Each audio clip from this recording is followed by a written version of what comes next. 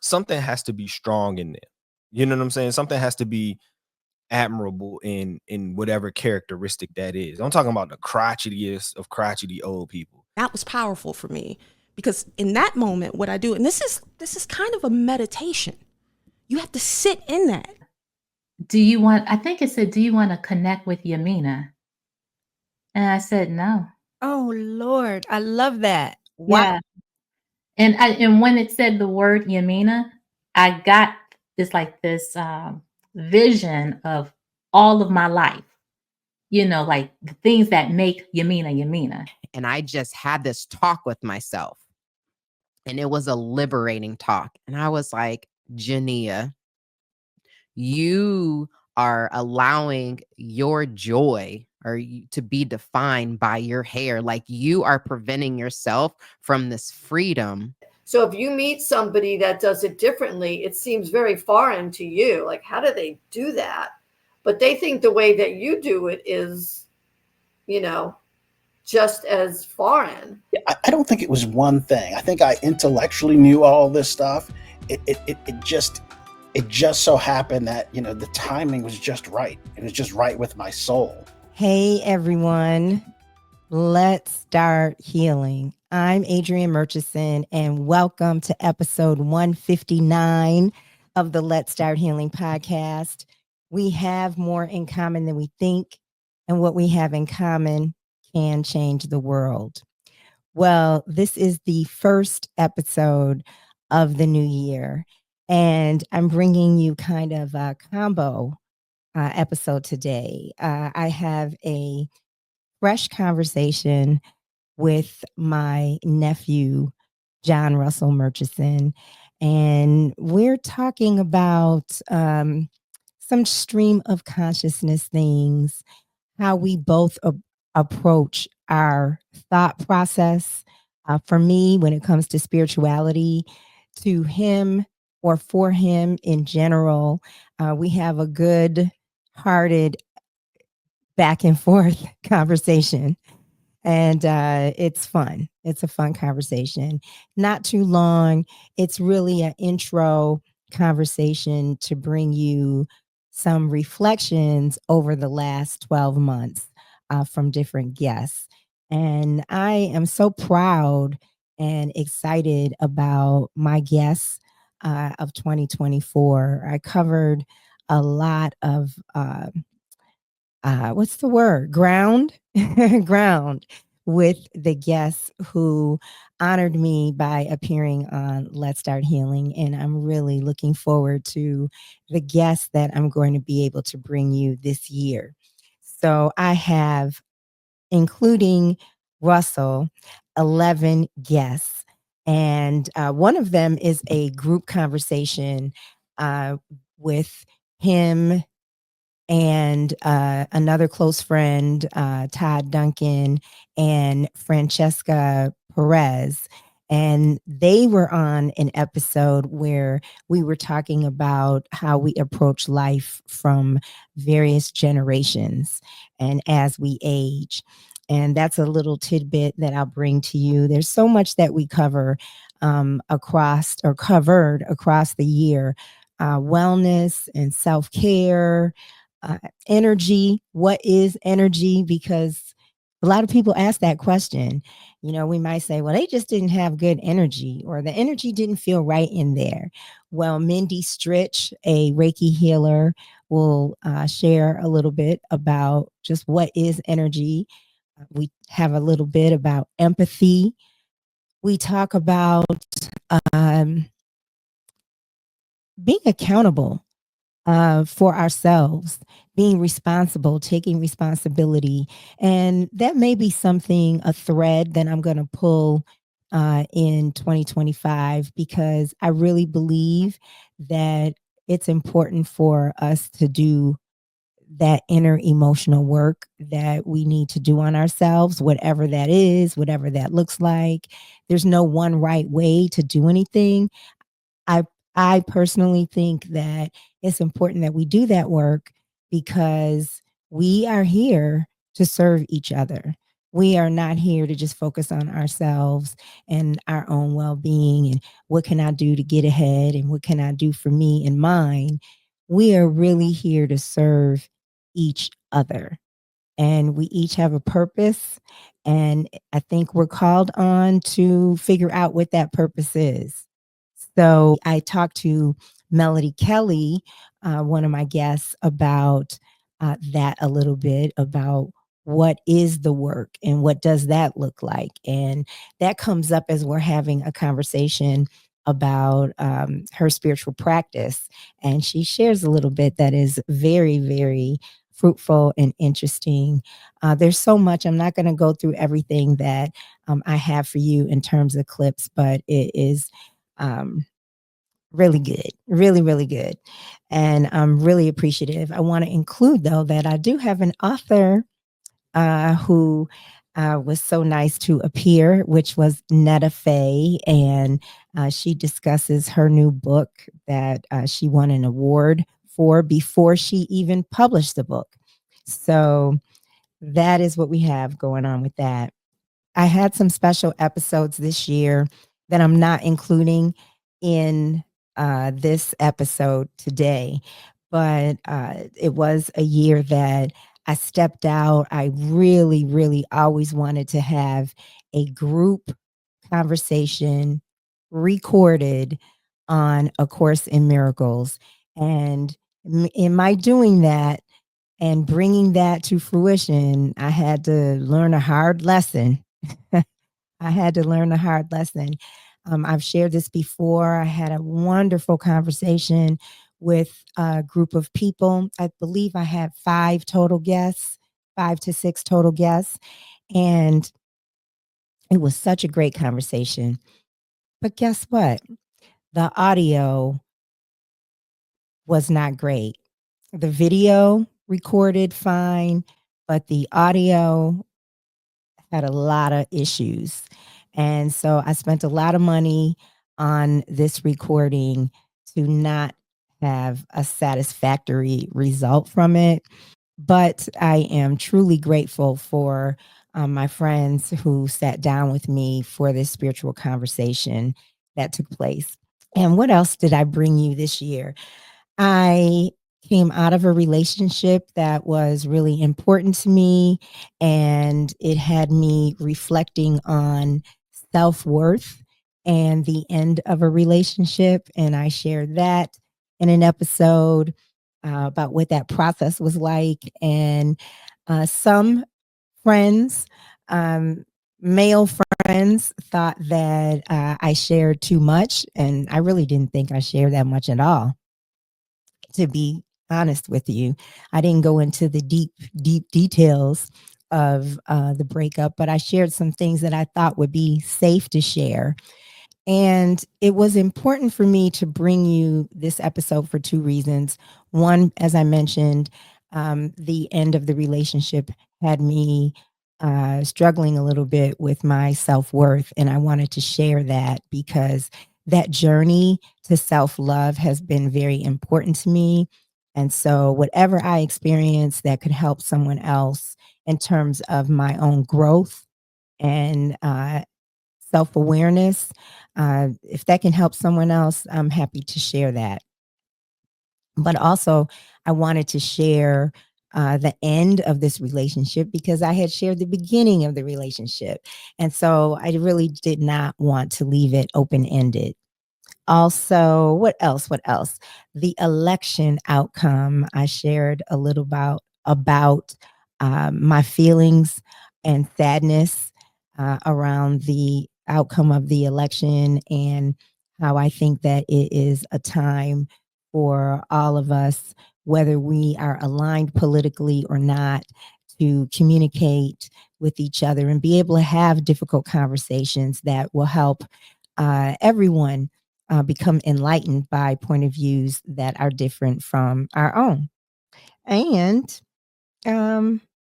I launched a couple of new podcasts, and one of them is an extension of Let's Start Healing, which is Inside A Course in Miracles. And that is my chosen spiritual study.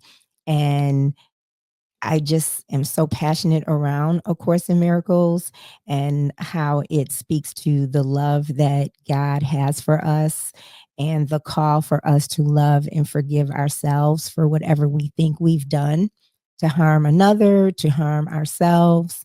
It calls on us to love ourselves and love our brother. And so I launched a new podcast inside A Course in Miracles. And that's some of the things. It was just so much that took place in 2024. And it was a challenging year in some ways and an abundant year in some ways for me. So I'm grateful for having been on the journey of 2024. And now we have a new journey. The only other thing I want to add is that I'm so curious about what you have decided to focus on for yourself this year. If you're willing to share that with me, and please reach out, get in touch with me. Possibly you might be interested in being on the podcast. For me, I really want to focus on having more balance in my life this year. And there's things that I would love to do with my podcast, and balance in my life is required for me to be able to do that. And I also want balance for my own well-being and my own self-care. And I believe that this is the time. This is the time, if not now, when, to focus on my well-being and self-care. And I think a lot of people will say, well, you're healthy and you eat right and you're fit and you're exercise, yada yada. And I try, I try, but I certainly know where I could do better, and I want to do better. I want to do better. I want to be happy and satisfied where I am, mentally, spiritually, emotionally, the whole shebang. So maybe that's something we can talk about, and you can share with me what your goals are for this year and your journey, and how you got here, how you got to where you are right now.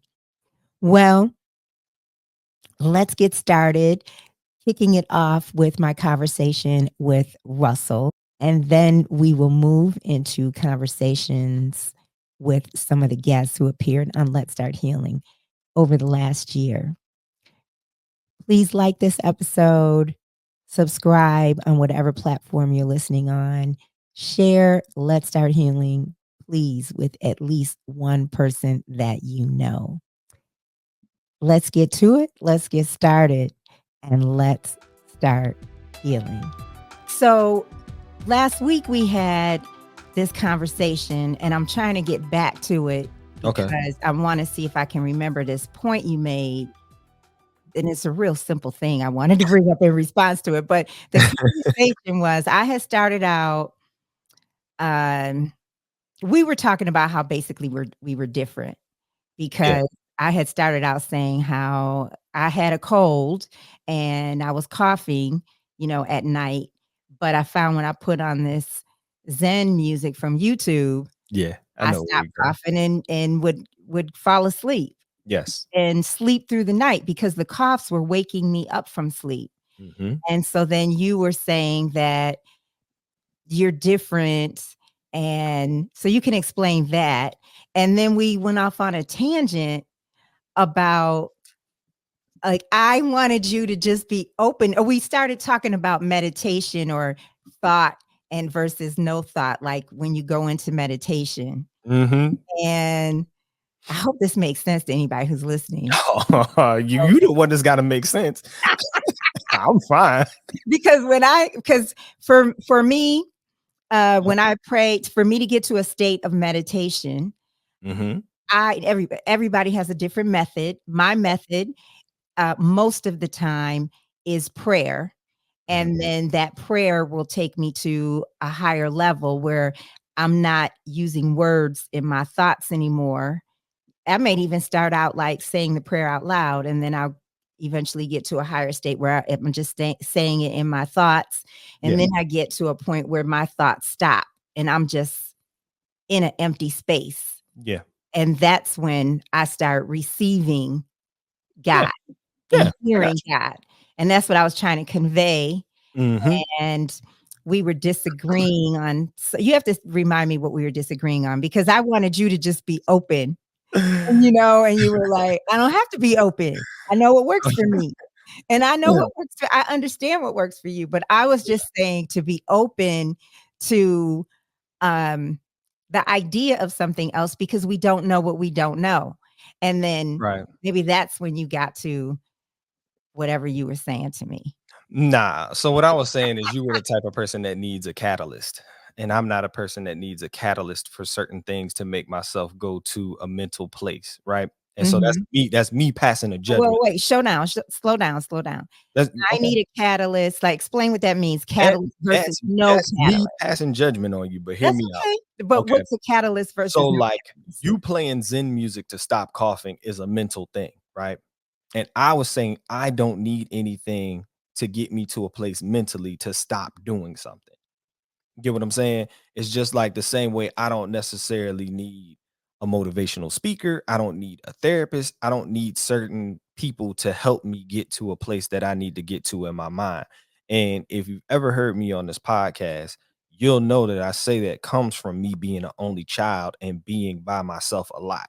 And that's the point I didn't make in the conversation, because it really wasn't about that, because I'm about to get to what we were getting to. The disagreement was you got to get to a place of no thought. And I said, Yeah. there's always thought. Right. And That's you what were we said. like, no, you have to get to a place of no thought so that you can get to another level of consciousness. And I said, consciousness is thought. So that path that you're traveling is thought.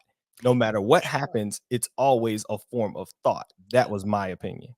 Right. All right. And what I say is, and this is separate from a point that I want to make about you, Okay. but what I say is that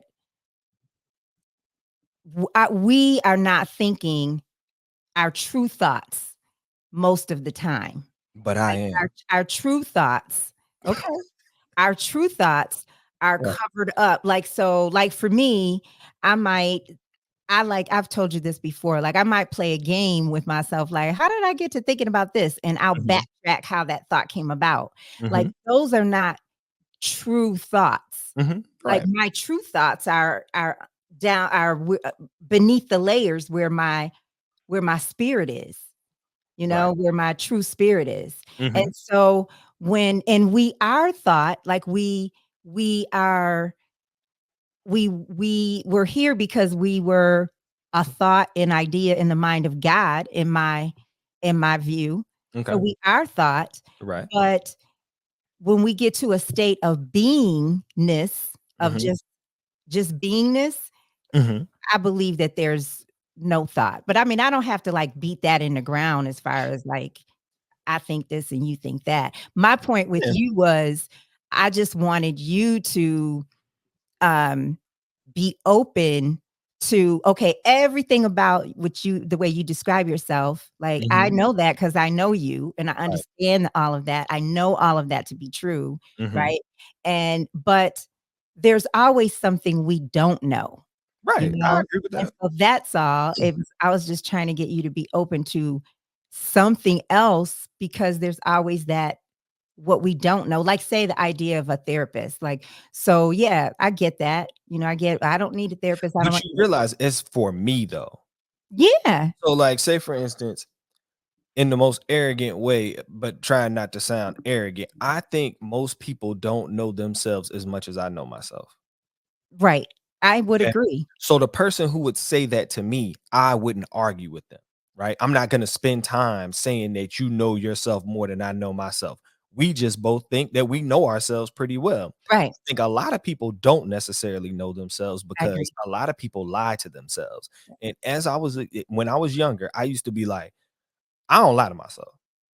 You Yeah. know what I'm saying? I might lie to people, and I don't do that because that's just Yeah. really not like a practice of mine. I'm not gonna sit up here and act like I'm honest Abe, but it's really just a waste of time to be lying. So if I lie, it's out of some form of necessity if we're gonna have a real conversation. But lying to myself doesn't work. Yeah. It can't happen. My brain doesn't compute. You Yeah. get what I'm saying? Same. So in that raw honesty of never lying to myself, I guess the biggest thing that I've always been able to do was think my way to certain places. Mm-hmm. You know what I'm saying? And I've Mm-hmm. been able to do that in the roughest of times. I've been able to do it in the scariest of times. You get what I'm saying? I'm one of those people that if something really, really bad happens, I don't panic. Just don't. I Yeah. think. You know Yes. what I'm saying? And it's because I'm always thinking. That's why I'm a reactionary person. That's why if there's an old lady at the beach and I'm watching her, did I tell you I had to save a lady this summer at the beach? No. It's No. Marley's birthday. It's this lady. I ain't gonna date her. You know what I'm saying? She anywhere from the ages of 55 to 65. She's out there catching these waves, and at Virginia Beach, the waves are not little waves. Like you walk and you just drop off. So we're all like waist to sternum deep in water, and these waves are capping over us at any point in time. So what happens is I'm paying attention to Jack because Jack wants to get in the water and I gotta pick him up. And there was a couple times where he got us caught by the wave, and then we just both gotta, take Yeah. the wave, get crashed, get up, hurry up. All right, cool. It's cool. He's like 55 pounds. I can pick him up. This lady won't no small lady. And ain't trying to say she was big, big, but she won't small. You know what I'm saying? So at the end of the day, she's taking these waves like a champ. I'm just looking at her. I'm like, yo, but if one of these waves catch her wrong, she's gonna need some help. Sure enough, wave caught her. Pow, hit her. She's on her side. She tries to get up. I'm looking at her, and I don't know how many people are familiar with oceans, but when the wave is coming back, you can feel the sand underneath your feet pulling you back. Like that current is just pulling you back, pulling you back, pulling you back. So then the wave crests and pow hits her again. So I grab her arm. So when I grab her arm to help her get up, she's heavier than what I thought she was gonna be in the moment. And then all of a sudden I feel that pull coming. So I just hold her. We both get smacked. Pow. So then I get up and I kind of get her up on her feet and we start moving. And then this other dude came up and helped me kind of walk her over. And then she was like good to go, but she couldn't talk. Like she was trying to like, catch her breath. But Oh my I ain't gosh. saying in the moment she would have like drowned, but like the Yeah. lifeguards got to see you. And then at Yeah. that point in time, if you get hit by like 5 waves straight, you're probably gonna need CPR or something. Like you're gonna have Yeah. to use this water out your lungs or whatever. She was coughing or whatever, and she went over, sat down, Mhm. and she went and got back in the water. I was like, I ain't going back out there. No, that's rough. I understand those waves. I understand, and you need to dive into them. And this, That's what she was doing, but she got caught. she got caught She got diving caught into the though. wave. She got caught diving into the waves because when she was Really? diving into the waves, that's what I was trying to say. There was a drop off point, so it was like the water was like like knee deep, and then all of a sudden it was like waist deep, sternum deep. You know what I Mhm. mean? So when you Yeah. diving into the waves, you know how the ocean is moving. It's Yeah. moving. You're not standing in a static position. You're moving with wherever the water's moving. She hit a dip that was too low, so the wave just bowed, just hit her. You know what I'm saying? And Mhm. then once it hit her, it drug her up, but then it was Mm. pulling her back again because we got rip currents. We don't just have like a regular, they Yes. coming to the side. So it's just, Whoa. it's one of those situations. So it's just I say all that to say, and that was a really long tangent, but my brain is always just thinking of stuff in addition Mhm. to thinking of who I am. Like I'm just observing. Right. That's just Right. like what my brain does. And all my only point is there's an even higher level than that. Yeah, but I get there when I get there. I can go there when I go there. So you do go there. I always go there. Okay. Okay. Like when people be dreaming and stuff like that, I think Mhm. to go to sleep and then I rest. That's when I rest. You know what I Mhm. mean? But I'm not one of those people. You know how like I used to joke with you and be like, I don't dream. Now, if you want to say that's the time that I don't have thought, that might be what I can't debate because I don't remember the dreams. But that's because I know they're dreams. God. Um, uh, I really wish there was some knowing. There was something you made about knowing, Hmm. and I don't want to bring up it's not a response. It's just I want to find out what you think about my response to that. But Okay. you don't know what it was. I don't remember what it was, and you don't remember. I So don't know. I mean, continued on my that. knowing is I don't know. Like it's hard to explain. We would have to figure out what we were exactly talking about. Mhm. But the knowing of myself and the knowing of God and knowing of God in me is a deeper conversation that always just has to be, we got to flesh it out by talking it out. You know Yeah. what I mean? Yeah. And I Well, think everybody has their version of that. well, I do want to know that. I've asked you that before because I do ask people that is like, what is your knowing of God in you? I mean, what do you mean by that? What is it? What is that knowing? What is that? How would you describe that knowing of Um, the spirit of God in you? it happens in the form of conversations. A lot of times it's not like me talking to myself or anything of that nature. It's more or less me fleshing out what's what.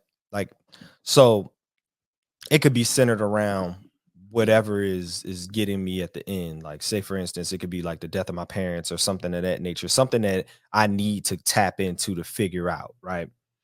Those are the times where I can really talk and flesh out a knowing of God. But it also happens like in situations like when I got in a car accident and what to do. You know what I mean? It's not just me thinking. At that point in time, I know the difference between my brain and God. And like that Mhm. whole beach situation, that wasn't my brain. You get what I'm Right. saying? That Yeah. was God. You know what I mean? That was God using me as an instrument to do his work in that moment for that lady. Because I just as simply could have been distracted, but my senses and everything were heightened. You know what I mean? Like when I got out Mhm. of that water, I was tired, yo. Of course. Like, no, I'm serious. Like I was tired. Like I was drained, like Yeah. from a damn, I had to lift somebody, and then two, like spiritually drained. Like, you know what I mean? Like Yeah. you ever just been through something and then well, of course you have, but you just been through something and then by the time you're done, you feel good, but it's just like, Right. all right, I Right. need something light. You Right. know what I mean? It's that for me. I think And where the kids and Faye, your Jack wife, was right right? there. I had to tell him They to were get they up. were out of the water or were they? Jack was in the water with me. Faye was on the sand. Mhm. You know what I'm saying? So it was one of those situations where it was just kind of like I had to tell him to back up so he doesn't come to the water. And you just gotta be on your P's and Q's for lack of a Right. better term. What did she say? Did she say The anything to lady you couldn't really guys? talk like that, you know what I mean? Like, when she Yeah. was I saw her choking, like, on the water. Like, you get hit by that water, that salt water goes in your mouth, you try to spit it Yes. out, you can't talk, you can't really say help, but I'm Mhm. watching her, you know what I'm saying? So I got to her after that first crash. Like, the first crash happened, she had to take that. The Mhm. second crash was kinda like, "Oh, okay, I gotta get to her even though she got hit again." And, Mhm. I went from safety to in the mix of it. But I Right. can swim, you know what I'm saying? So it wasn't like one of those situations, but, Yeah. Yeah. you know Um, so like whenever you are in that communion or with God, if you are in like this communion where you can actually like you're talking to God and Mhm. you wanted to ask like two questions, like you could get like definitive answers to two questions. Do you know what that would be? Nah, 'cause I don't wanna know stuff. You don't want to know stuff. I don't wanna know stuff. Oh. I would never wanna know how long I would live. I wouldn't wanna know how many kids I would end up with. I wouldn't wanna know anything like that. Like, I wouldn't wanna that wouldn't occur to me. You know what I wanna know? I wanna know what, like, our loved ones are doing. nah, I No, want them to chill. I want they that's not disturbing them. Yeah, it is, in my That is opinion. not that's not disturbing them. I wanna know, like, how are they Guys over spending there hollering at your loved ones. "Yo, how Adrian wants to know what you're no, doing." no. Like, He "God he dang, can I doesn't have just to chill?" ask them because he knows. I know, I'm just saying. That's how my Just like brain works. what kind of space are they in? I wanna say time, but there I shouldn't don't be wanna any know time over there. 'cause then So I gotta figure out if Imma go there. oh, What if that's not my path? uh-huh. So you're making it more complicated. Nah, it's just how my brain works. Mhm. What the way your brain works for you. You know what I'm saying? The Yeah. way mine works for me. Yep. You know what I mean? Like, it's no different than TV shows. Like, I always say that, like, "Man, I don't wanna know." Like, 'cause then my brain's gonna do something else, and that's what Yeah. would happen. It will alter all of my thinking. It will alter all of my thoughts having an answer. Oh, I mean, what if it created a large form of apathy? really? I can be very apathetic. Yeah. Yeah, no. I would ask questions that would comfort me. That's why I would be asking them. Yeah, but that's what I'm saying. The Yeah. questions that probably would comfort you wouldn't comfort me. Yeah. Yeah. You know what I You mean? would have an So opportunity okay, to so ask say for different instance, you questions. ask God, like, "Yo, God, how's my mom doing?" And he'd be like, "Yo, she is doing bad." You'd be like, He "Yo, did not say that. see, that's the optimist in you." See, Well, I know she's not doing the bad. realist in me knows that there could be a good and there could be a bad. No, okay. That's what I'm saying. Yeah, That's why no, I'm saying it works for you. she's not doing bad. Of course not, but that's what I'm saying. You're not even giving room for that. No. You're just going with, I'm about to hear what I want to hear. I don't do that. No, I'm just saying what I know. That's all. All right, word. I'm Word. about done with you right now. Hey, listen, No, I'm it's just cool. playing. It's cool. Whatever people like to do for themselves, for me, I don't judge. Like, I try not to. That's why I was even joking with you when I was like, I'm judging right now. It's not really a judgment. Yeah, You know what I'm saying? yeah, I yeah. don't like to judge people because I definitely feel like if you don't know something, there's no way you can definitively say that it's for somebody else. You can only say it's for you. You know what I mean? If Yeah. you got a knowing in your spirit, if you got a knowing in your heart, you don't have a knowing in everyone's spirit and you don't have a knowing in everyone's heart. So you can't speak to that. You can speak for yourself. You know what I Mhm. mean? But Yeah. I don't believe that. You know what I'm saying? Mhm. So, Yeah. it's people out here all day. Like I always say this, man. People get mad at mean people, man. And I'd be like, mean people be the last ones to die. So something You happened. said that you said so what? So something has to be strong in there. You know what I'm saying? Something has to be admirable in whatever characteristic that is. I'm talking about the crotchetiest of crotchety old people. Somebody that you Mhm. just think doesn't have any friends or anything. There's something within them that has to be a redeeming quality to allow them to survive that long. Well People hate mean people all day long and be waiting for those mean people to die, and they just don't die. well, Then it'd be like somebody good that's an angel, and you'd be like, why'd they have to go? Like, you know what I'm saying? yeah, but I think of that definitely differently because You look at how you want, they they're still alive. I'm about to tell you why I think they're still alive. Oh, okay. Oh, okay. Oh, Lord. Because those people are more attached to this world. That's why. They're attached to this, in my view, they're attached to this human form. They're not like somebody who's really mean. Not now, you could have somebody who's really mean and they could be soft-hearted underneath. And what I'm saying goes, out the window. But I'm saying somebody who's just like uh he who shall not be named, who the whole But how would you know the difference so then? so he who shall not be named, Right, somebody like that right. is attached to this world, so they're not looking to transition to something else, to something that is metaphysical, something that is a higher level than where we are right now, and material things, are not valued and loved. Hey man, They're whatever you attached. gotta They're tell attached yourself. to. What do You you be mean? What I mad have as to tell myself? you be mad as I don't know what. You see they who shall not be named in the afterlife chilling right where you are. That's what I'm saying. I'm not saying that they're Don't not go. going there. I'm I'm not just saying because you I don't don't believe go. in hell. But So that's my whole I'm point. I'm not saying they're Wherever not you going there. are, I'm you saying see they're them. attached. They're Wherever attached. you are, you see them at the same evolved place. You can be like, well, Maybe damn, that's not my point. he played the game totally different from me. That's how I look at it. That's not my point. My point is That's they're attached here. I mean, they could be. I don't necessarily agree with that. I think sometimes people come to earth and they make the best out of it. You know what I mean? And Yeah, they're gonna do what 'cause they want to do. there's wonderful people that live to 100 and something years old. For sure. I'm not, but Yeah. see, the wonderful people aren't the people that I brought up because the wonderful people are people that people want here. You get what I'm saying? I'm talking about somebody that you don't want here. Yeah. You know what I mean? And I know everybody's not as mean as me, but I am a very I won't say calloused individual when it comes to stuff. It's just like when somebody bothers me, I just wish they don't exist in my world. That doesn't mean you need to die. You just don't need to exist Oh in yeah, we had this me conversation or earlier. my thought process ever. I don't care.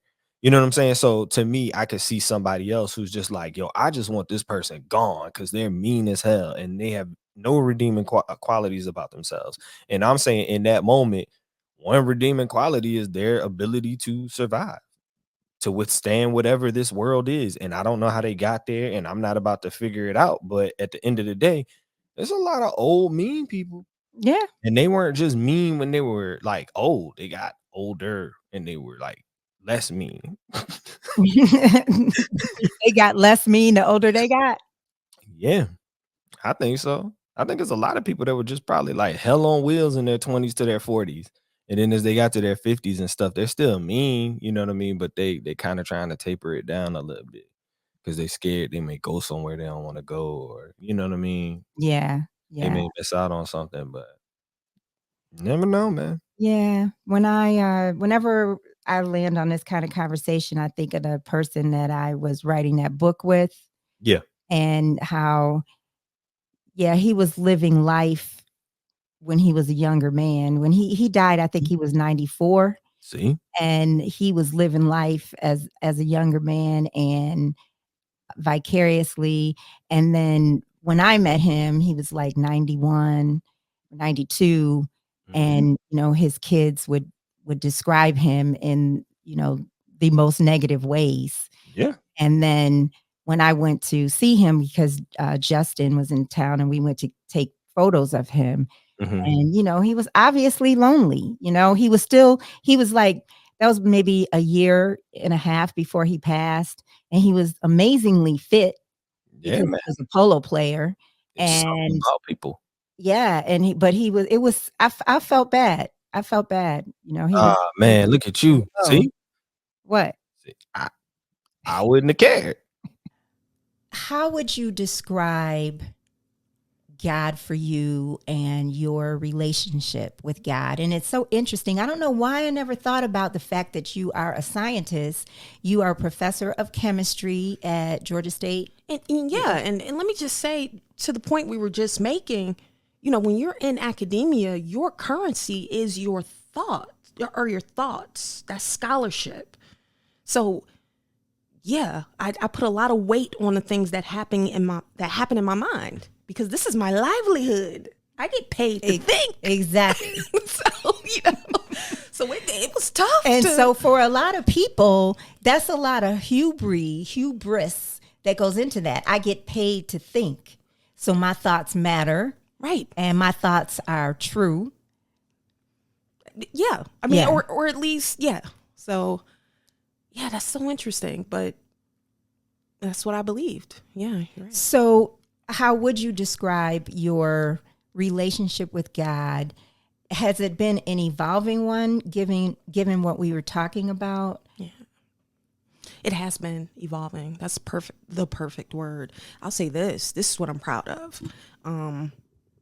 I can now, and it's not perfect, but on a good day, I can hear, and I put that in quotations, but I could hear God in the whispers, because he used to have to like smack me. Used to be real loud, but now we've gotten to that place, and I like it. I don't want him yelling.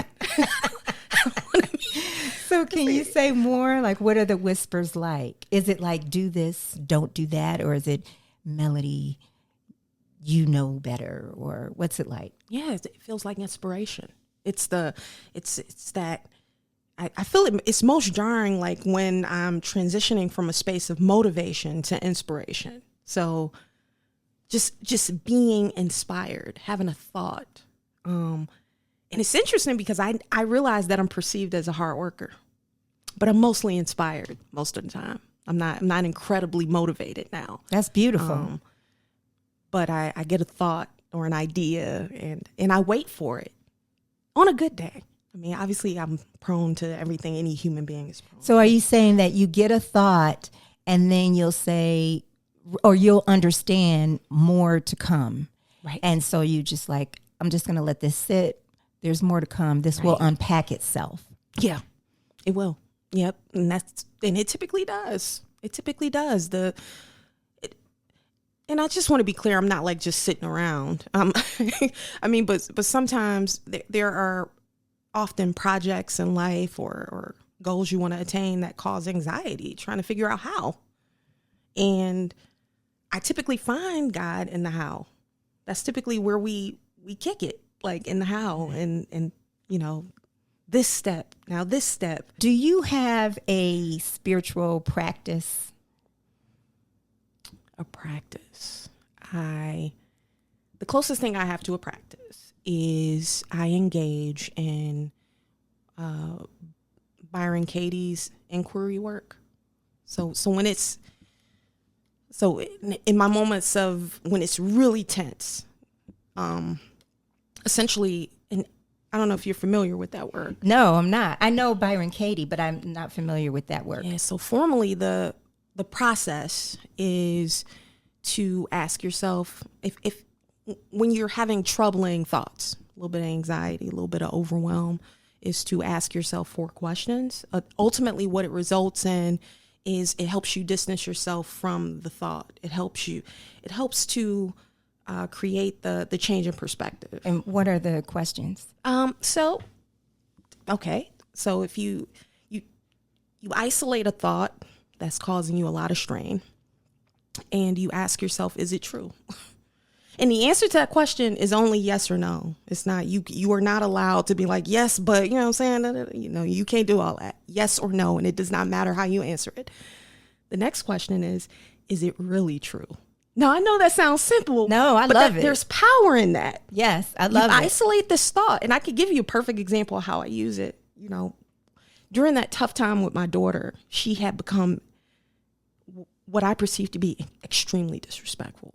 Like she was just in the morning, she'd be like yelling. And, you know, if I asked her to like clean her room, she'd be like screaming. Her answer would be crazy.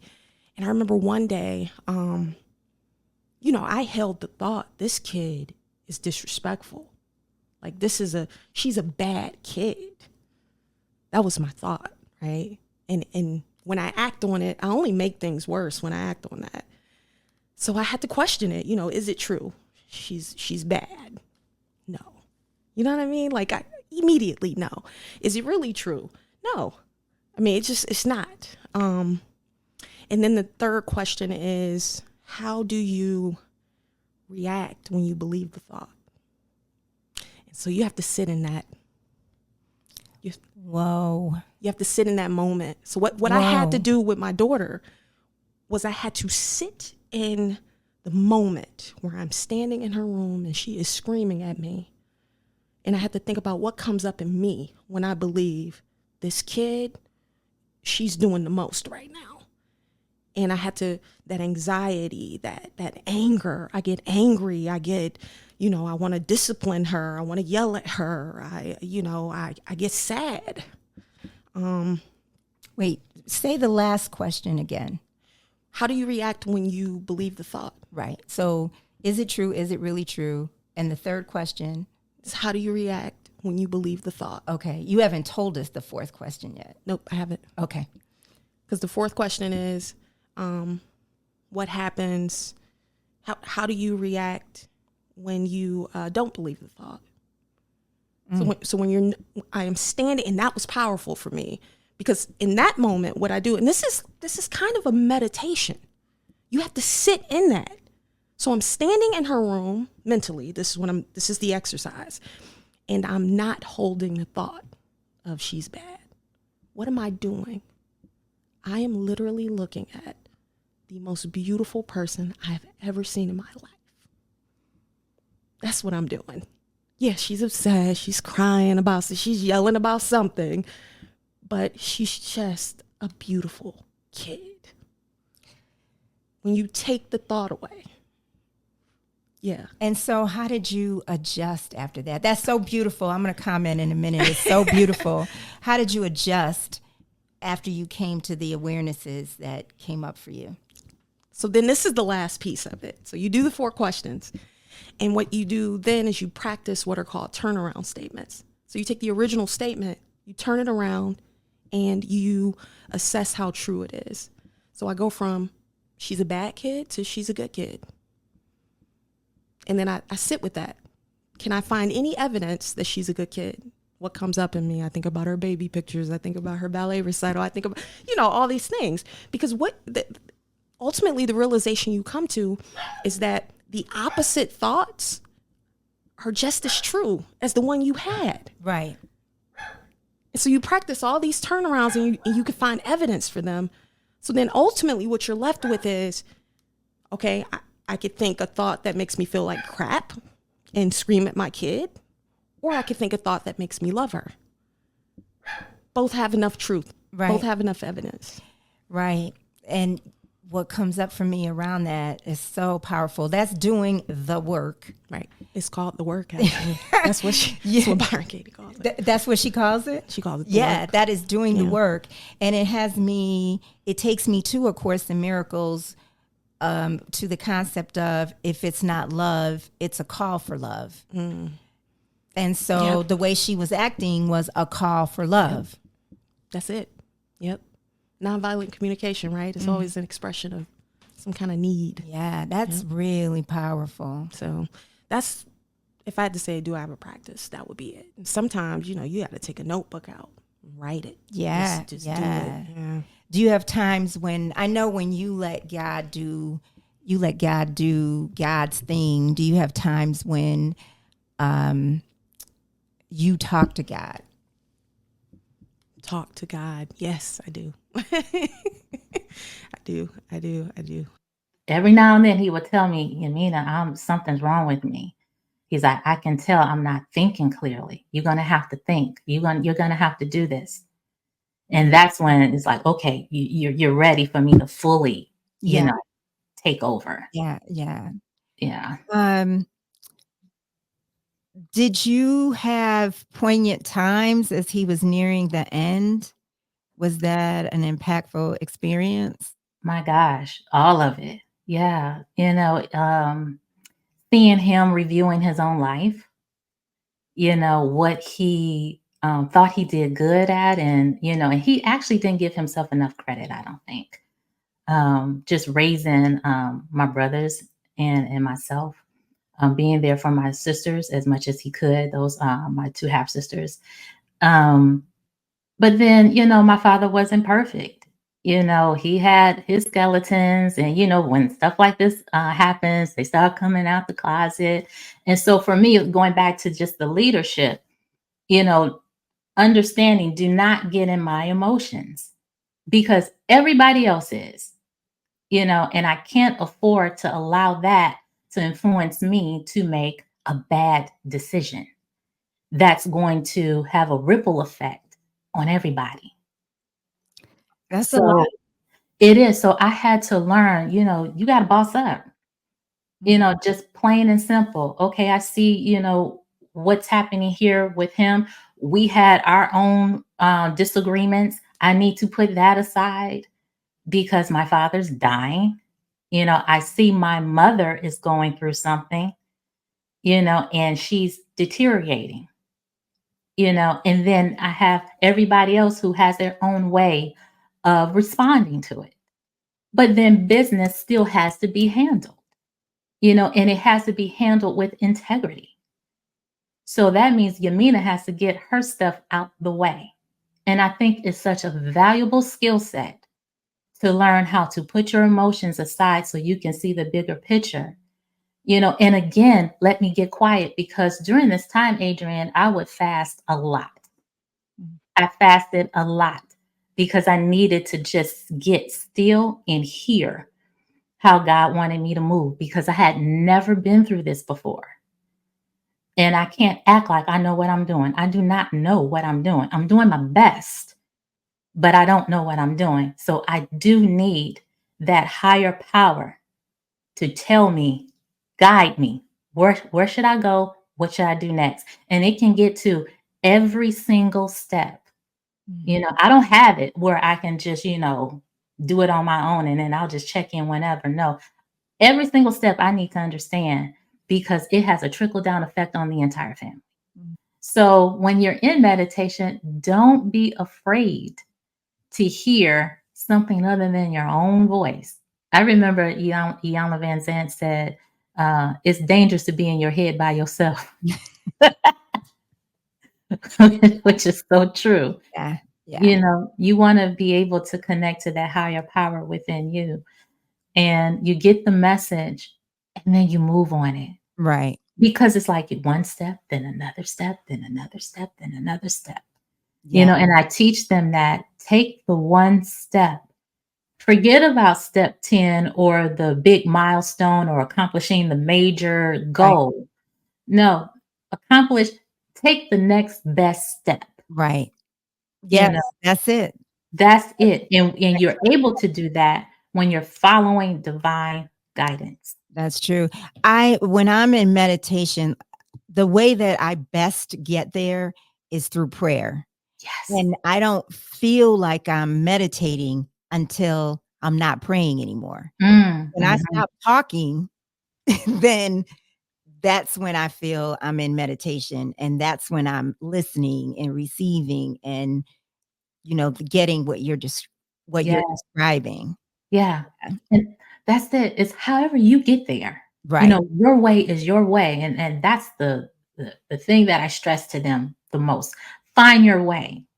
You know, my way, during the course, I'll, expose you to several different things. But when you find what works for you, work it. That's Work exactly it. it. That's Yeah. exactly it. However, because that's your personal relationship with your creator. Right.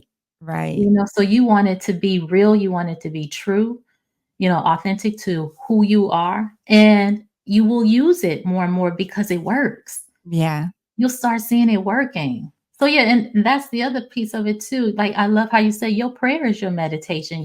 You're talking, and then because I've done that. I'll talk and talk and talk until I naturally just stop speaking. And Yes. then I'm just in the quiet. Yes. Yes. And Because then you can hear. exactly. Now, I actually, because I grew up Catholic. I'm not a practicing Catholic anymore, but I grew up Catholic. So, Hail Mary is a prayer that's very powerful for me. And Yes. so I literally will have my eyes closed and I'll start talking out loud. But then eventually Yes. I just stop. It becomes more of a whisper and then it becomes Yes. nothing. Yes. And then, it stops in my head. Like that is what will take me there the best. That'll take me there the best way. Yeah. So, yeah, it is about listening, and it's amazing. I know you must have had some experiences at some point in time, or maybe all the time. Like sometimes it can almost feel like too much, like overwhelming. Like the love is like a love that I can't Yes. hold. Yeah. Have Yeah. You felt have to let it out. Yeah. Yeah. And that's when, I, a lot of times I'm crying. I'm ending up, just Yes. crying. Yeah. Just, so overwhelmed just with gratitude and the fullness. That fullness of the presence of God is just so beautiful. What I love about that space though, Adrian, is you don't need nothing. You're not wanting anything. You're not desperate. You're full. Yes. And So that's the goal, to get to that space. yes. So do you know the spiritual teacher Muji? Yes. Uh-huh. So I would think, I used to think, I can't imagine like when I leave this form not having an identity. Mm. I used to think I'm gonna still want the food I like, right? And, I just couldn't. I used to just couldn't imagine that, right? And I evolved, but still, I feel you though. he does this meditation that is so amazing to me because I could be getting dressed and listening to him and still go into it where Yeah. I understand he starts talking and starts having you shed your identity. Yeah. he just starts having you go within. And the first time I heard him do that, or I connected to it, I really understood. Like he said, "So is there a you? Mm, Do you have any needs?" I mean, it was amazing. Like, I was like, "No." And what do you feel? And it was just love. yeah, And there was no need to identify with myself or anything else absolutely. or Yeah, any form. It was amazing. it's beautiful. It's beautiful. I love it. I love that space. And it's so funny you mention it because that's one of the things I need to work on is learning how to get myself back in that space of no thing, you know, no identity, nothing, Mhm. just in the allness. It's like you're participating in being in the allness of all that God is with no identity in full. Yes. Yes. And It's so no, go ahead. oh no, please, you what were I you gonna was gonna say I had this experience after seeing the movie Inception with Leonardo DiCaprio. And remember, they were going down in different consciousness, right? After seeing that movie, I had a dream that I was going down to different consciousness until I got to a space where it was no thing. It was just white space, nothing. I was part of the white space, but I was not I, you right. know. And this voice, same thing, was do you want I think it said, do you want to connect with Yaminah? And I said, no. Oh Lord, I love that. Wow. Yeah. And when it said the word Yaminah, I got this vision of all of my life, like the things that make Yaminah Yaminah. And I said, no, I didn't want anything to do with it. This is in the dream. I Right. said no. And then next thing I know, Yaminah was gone and I was back in the white space. Wow. And I just remember just being. And then I got a message, okay, you have to be Yaminah again. And then I woke up.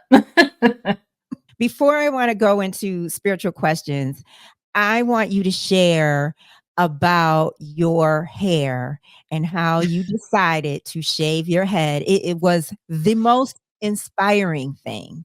And it had to just be so freeing. And just, would you talk about that? By the way, your hair is very pretty right now. Oh, thank you, thank you. Oh, I don't have a fresh cut, so I look like Grandpa Cletus under here right now. No, but so I started having like hair issues, oh gosh, several years ago, where it just won't grow everywhere. Like alopecia runs on my dad's side of the family. And then like I've always had like blood issues that also prevents like the stimulation of hair follicles and whatnot. I've been all kind of doctors and whatnot. So I'm sure if I invested all the thousands of dollars, right, maybe I get some hair to grow. It wasn't that serious. So I can't remember when. It's some point I started wearing wigs, right? Because I noticed like, oh crap, like I'm seriously balding in some areas. I try to do the little ponytails, but you can still see a little bald spot in pictures. I was like, oh no. So I was so embarrassed though about my hair. And I always wore the same wig. And the only time it would change is if I got it in a darker color. So it'd be like, oh, I just colored my hair. I remember I had this one girl, it was this white girl. She was like, oh my God, Jania, your hair is so blonde. I'm so jealous. Like, how do you get that blonde? And I was like, girl, I just got a good beautician. Like, I don't know, whatever. And so fast forward to the shaving. We are now in 2020. We on lockdown. Now, mind you, let me back up just a little bit. I wasn't wearing a wig, but I was wearing like half of my head was shaved. And then my best friend crocheted the rest. So I had like these curly little, Yeah. crocheted hair. And then my head was shaved on the side. Well, during COVID and we weren't going anywhere, she lives in Houston. I live in Austin, which is a couple hours away. I was like, what am I going to do about my hair? And so I try to to like put wraps around it. You can't really wear a wig when you got a bunch of hair on one side and no hair on the other. Like it's just lopsided. Mhm. So I was like, and one day I went out and I rode my bike and I just had this talk with myself.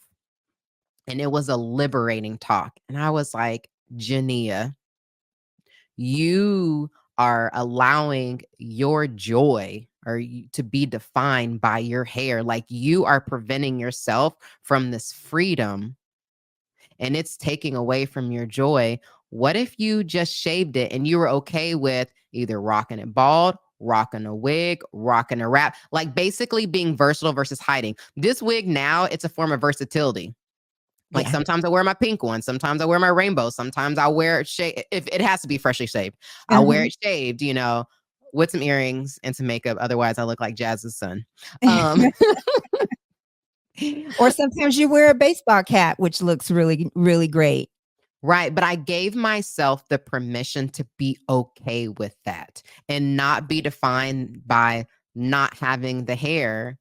And that's what it was. So when I went on Facebook Live, so let me tell you, Donnie wasn't actually supposed to shave it on the live. Oh. What I was doing was I was just telling people like, hey, you know, this is something I'm going to do. I want to shave my head. Why? Because I realized that it is keeping me from living like my full joy because of the shame behind it. And I encourage you to explore areas where you have shame. Now, I'm not saying if you wear a good wig or weave, you got to shave your head. I just want you to explore where you have shame and where can you release the shame. And so what was supposed to happen was he was gonna turn it on and I was gonna be like, all right, see you on the other side, and then turn the video off. But it was like, so I was like, well, we just gonna go with it. And so he shaved my head live and I just kind of kept talking through it. And you're right, it was very liberating. And that's why I can show up and you see my social media. Sometimes I have hair and sometimes I don't. Yeah. Yeah. No, you're very creative. You know, it's a perfect name for your podcast, you know, Create a Magical Day. And everything about you is all aligned. You're very colorful, you're very creative, you're very mindful, deep, intuitive, you know, all of it is just all connected. Thank you. I received that. I appreciate you saying that in me. Yeah. And so I know what energy is because I'm an empath and I used to take on other people's energy a lot. And I've had to learn what that entails and how to control that. And basically what you just described. Some people don't know. I'm thinking of somebody very close to me says all the time, well, what is energy? I hear that all the time as if it's a cliche, but it's a really real thing. And the best way that I can describe it, and so I'd like for you to describe it, is to call it a vibration. But I don't know if that's accurate or not. How would you describe it? That's a great question. Nobody's ever asked me that before. And I don't even know that, you know, I'm going to say it off the top of my head because I've not really thought about it. But I think it was Albert Einstein that said that everything is energy. It is. And that's true. It is. I mean, you know, we are all part of this big cosmic pool of energy, but, you know, everything vibrates at a different frequency. Physical energies vibrate differently than emotional energies and mental energies and, you know, the energies that make up the stars and the planets and the universe and the plants. We're all made up of the same stuff. We just vibrate at different vibrations and frequencies. So when you think, you know, so even now there's nothing separating us. We think that there's something separating us, but there isn't anything separating us. And so oftentimes what contributes to a lot of the challenges, physical or emotional challenges that we have in our lives is an imbalance of energy. So, you know, if you're walking around angry all the time, that's a lower vibration than if you're walking around happy all the time. And you know, when you're walking around happy all the time, you know, people are going to be more attracted to you that way. You Yeah. don't even have to do anything, but there's something when you walk into a room and you go towards certain people because they're vibrating at the same frequency as you are, and you stay away from other people. So somebody who's holding a lot of anger may actually find somebody else that's doing the same thing. Yeah. Right. Yeah. So that's what the law of attraction and all of that is accurate. But there's also a lot of unconscious energy that we're not aware of. So using the same example of somebody that says, but I never get angry. Well, normally those are people that are repressing a lot of anger. Maybe when they grew up, they were taught that it's not okay to be angry, right? Or they got punished and they weren't able to express that emotion. That doesn't mean that they're not holding a lot of anger inside of them, but they are. Yeah. And that's something that has me curious, because I know that hate or anger cannot sustain itself, but then there are people who can carry that for long periods of time. I know that that is exhausting, that it's weighty, but I'm also fascinated by how long someone can carry that. And I'm speaking as someone that I can't carry that for a long time. And it just seems, as a human, you can only carry it for so long, but some people can carry that for decades.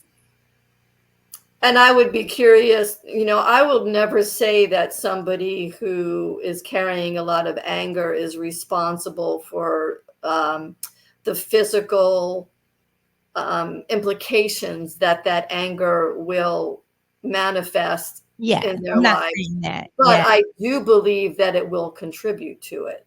Yeah. But I'm just speaking to that person, the person who is carrying that.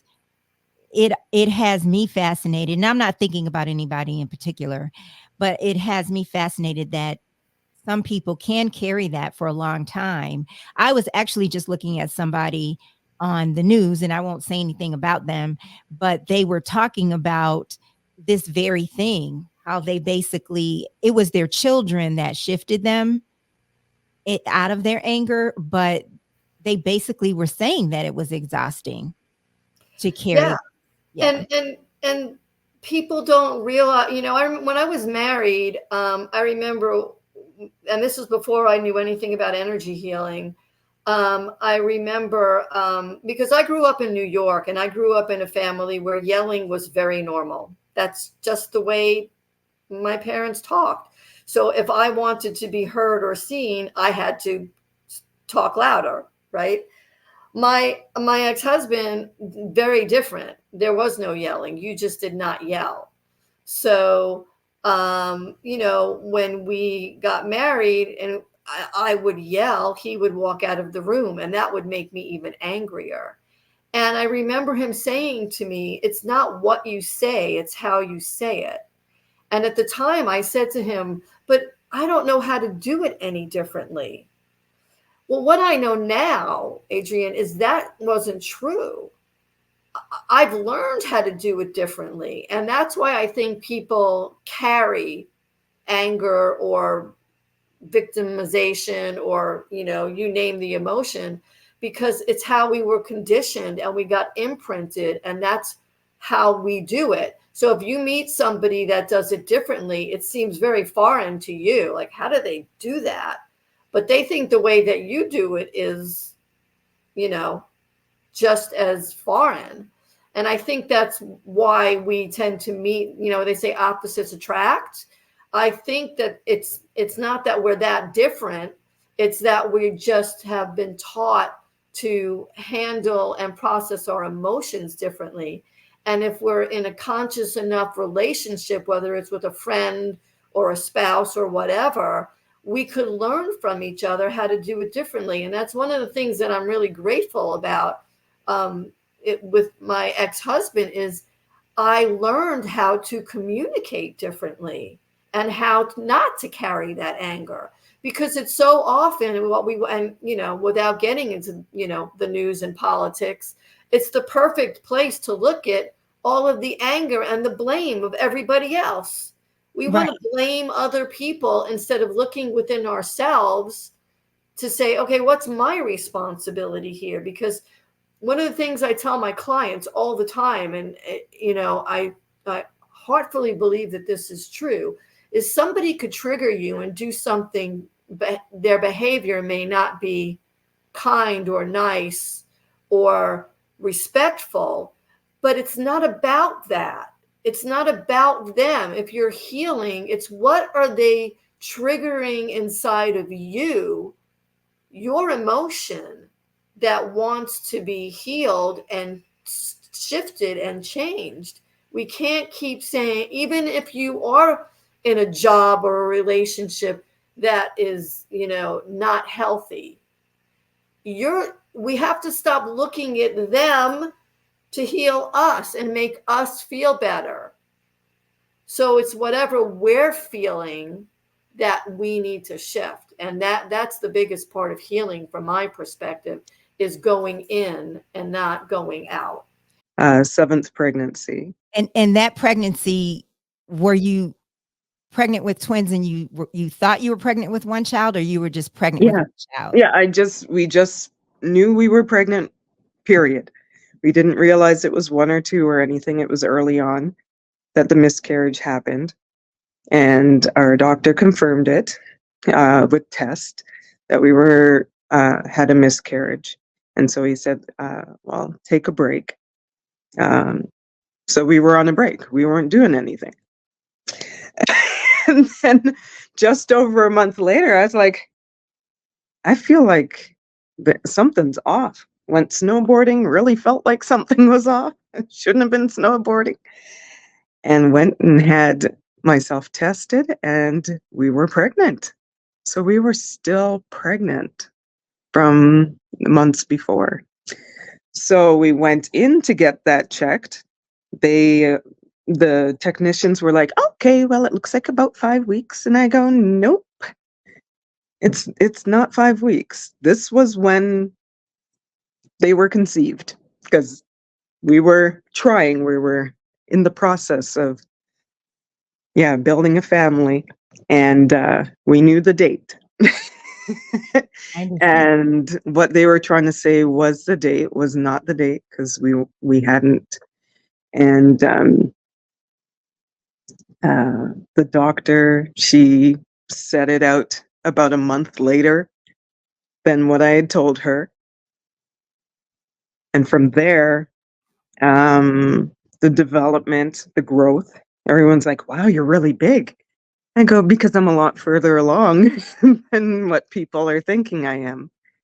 And I knew that is because we were pregnant. My body was still feeling pregnant for twins. So he had lots of room to swim around. He was all over the place, and he grew to be a really big baby. He was almost 10 pounds. And that was almost 3 pounds bigger than our first son. Oh, so this is your 18-year-old. This is your 18-year-old who was yes. Okay. Goodness. Yeah. So when I was in contractions, November 11th, I was monitoring them, touched base with my doctor. She's like, sounds like you're in labor. I had all the signs. We went into the hospital. They confirmed it was active labor. I was dilated, etc. I was there for 5 hours. Things were progressing. Hooked up to all the machines. And then something felt like it stopped. Like, not the contractions necessarily, but like he went back up. And then about an hour later, the contractions stopped. They're like, oh, sorry, false. And we're going to send you home. And I was like, no, this is his time to come out. Take him out. I was like, we don't come this far and not let's get the process finished. And they're like, no, sorry, we're going to send you home. And I just started expanding huge. Couldn't sit, couldn't sleep, couldn't eat. 2 weeks later, I was like, Wednesday or Friday, let's get him out. Didn't know it was a boy or a girl, but went to drop off our son. And then as I got out of the vehicle at my parents' place, my water broke. And my husband's there like, don't be bright red, don't be bright red, don't be bright red. Because we knew, because those 2 weeks, it could be a complication. And it was bright red. And he put me back in the vehicle. And then when I got out at the hospital, every step I was taking, I was gushing. Oh, I was bleeding to death on the way to the table, on the way to the bed to strap me in to and then I was out and died, came back and had a beautiful baby boy. And did they do a C-section? Yeah. And that was while you were unconscious? Yes. Wow. And then you literally died, Yeah, I died on the table, partly because I'm hypersensitive or allergic to anesthetics, but as well, I probably had bled to death. So I had lines infusing me with liquid, and Goodness. it was a journey. How long until you regained consciousness? I don't know. But I mean, it was that day, or it was. Yeah, no, it was that day. Yeah. Yeah. I just, and prior to that, you had 7 pregnancies prior to. One of which was my other son, my older son, and then there was a miscarriage before him. So were those twins, or he's not a twin? Obviously, your 24-year-old. No, my 20-year-old, he's good. Yeah. How I'm saying 24? Is he 20 or 24? He's 20. Hey, are you 24? I can ask him. He's mature. How do you? I mean, there's just all kinds of emotions. Yeah. I've lost a child that was a part of this pregnancy. I surrendered the idea because in the beginning, we were considered low possibility for pregnancies. Because of the thyroid issues. My husband's hypo, I'm hyper. We had about 25% chance. My family has a history of miscarriages as well. And so out of 9 pregnancies, we got 2 kids, which would have been 10. But so you think, 2 out of 10, it's the math is there, right? So yeah. And so is this experience that you've been through, is this a part of the calling that you feel to help others? Is this to accept the fullness in life? Yes. Really? And really to celebrate life. Like, I'm such a life advocate now, especially among humanity. I sit here right now and I'm humbled because of the level of disdain, apathy that I had before. Really?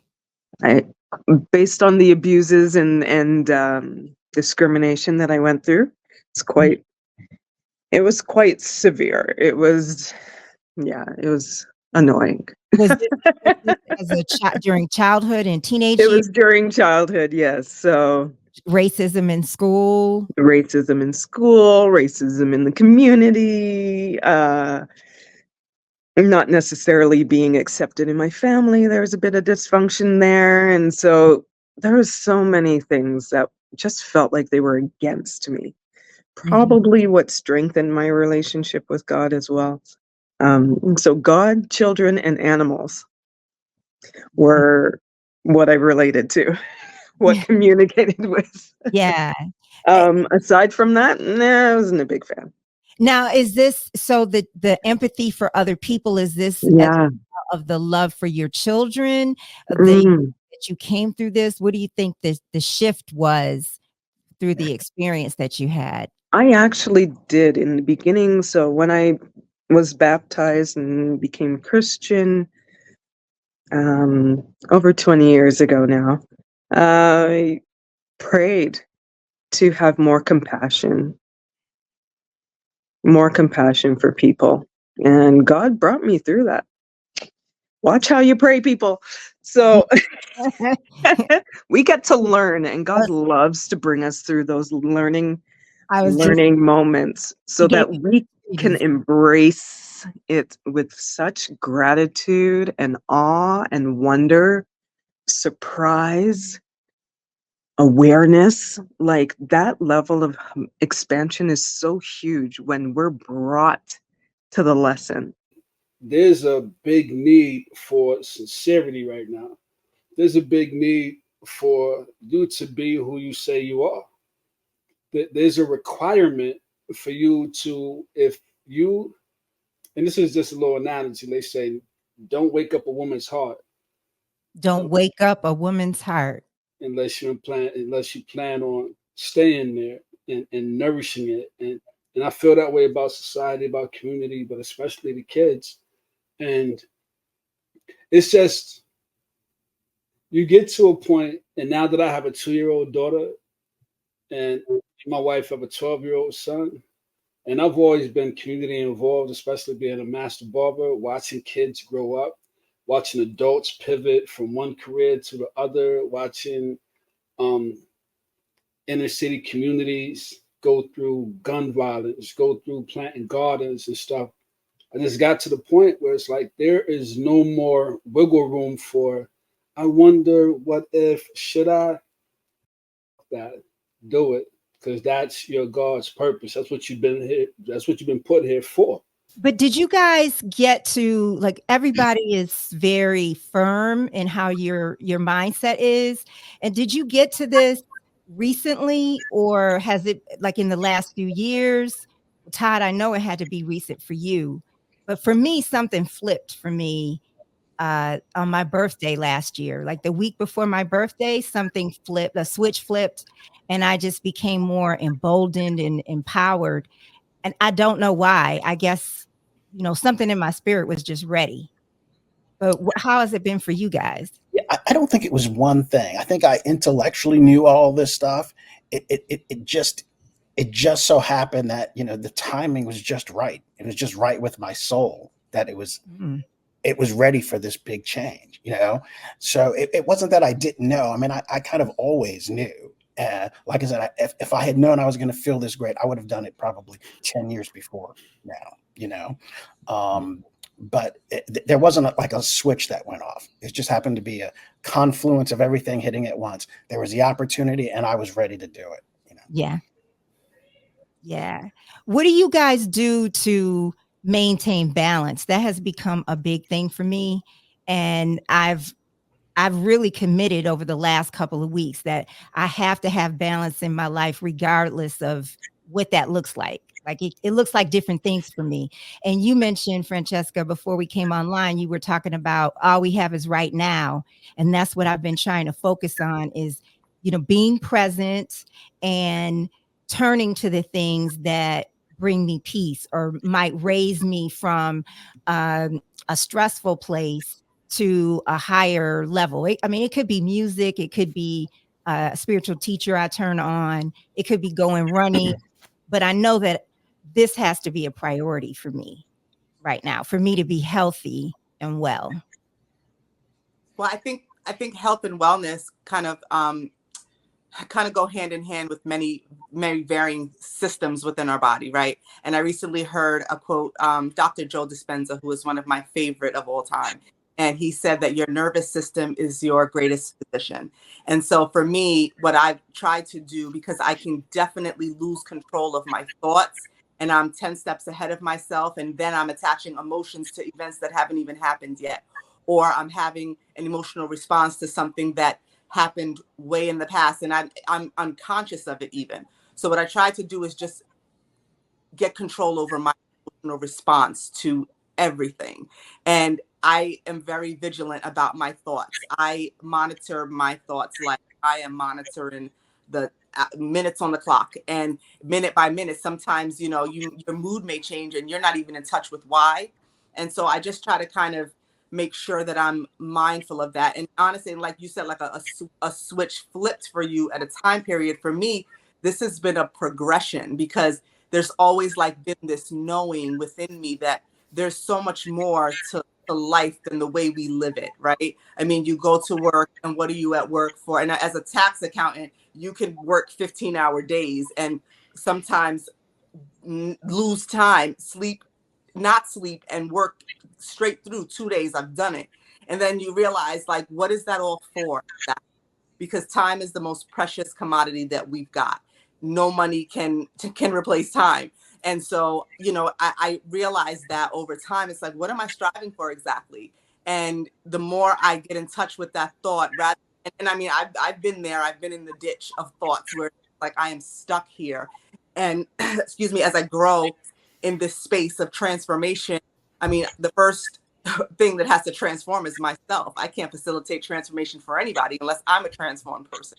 And we're always transforming. That's never going to stop, right? Mhm. Until we're gone. And I don't ever want it to stop, you know, because I want to be here as long as I can. But, you know, I believe we all have a timeline of our own. Time is an illusion. We made that up. And culturally, it's like, you know, people will write you off at a certain until they get to that age and realize I was wrong, because you want to get to that age. Aging is a blessing. And so that's always kind of what I've tried to and just keep drilling in my mind, is that your timeline is your own. Somebody who achieves a great success at 25 may not have lived past 30. Or, you know, somebody who achieves success at 55 will live to be 105. So there's no rhyme or reason. It's just changing your mindset. And I think the shift is the mindset. But the most important thing about a mindset shift is removing the obstacles that you have to be able to shift that in the first place. I decided that I'm going to let you describe the story of this book, because I have some questions that you may clear up when you Sure. tell the story of this book. And actually, first start with the scripture and then how you came to the story. Yes. So 1 Samuel 25:3. And it is a sentence that says a man, I'm going to paraphrase, a man named Nabal had a wise and beautiful wife named Abigail. You know, she was beautiful and wise. He was foolish. And it stopped there. You know, later, the subsequent passages start to tell more of the story, but that's the one that kind of stuck me. And I knew about it and had read it for a long time. And each time it just kept me thinking, and I kept asking, why does it talk about her intelligence and her beauty? And how did she end up married to a fool? You know, it's in a lot of biblical passages will do things like that, throw things out, and it seems like it doesn't add up. How did I get here? Yeah, it just, so yeah, how did it get here? Why did that happen? Why did you say this about that person? So anyway, so the book, A Most Useful Betrothal, it imagines Abigail's story and how she got to 1 Samuel 25:3. One of my spiritual teachers would just say to me, just do the next right thing. If I'm super depressed and all I can do is get dressed, take the dog out, go to the store, you know, just little things, brush my teeth, you know, just little things. There are times that I will feel like that's an accomplishment. There's a phone call I need to make. There's something I need to take care of, a bill I need to pay, just something that can just help me just move forward and let myself know that's all I could do today. Yep. I have a similar mantra, which is just breathe. And it's not even get up and get out of the bed for me, because my anxiety, I'm already out of the bed most of the time, but I get so caught up that I just start to paralyze myself with it. And I literally can't breathe sometimes. And so I'll just start to do this push out 4 breaths, bring in 4 breaths, hold, push out 4 breaths. And I always start with the push out because it's all trapped in here. And just the act of getting all the air out starts to calm your system down. So that helps me. I actually started, I printed business cards when I was first in my spiritual practice, 15 or so years ago. My company was going to be called Just Breathe, because that's all we have to do. Like, there is no other thing that we have to do to keep on living in this world except breathe.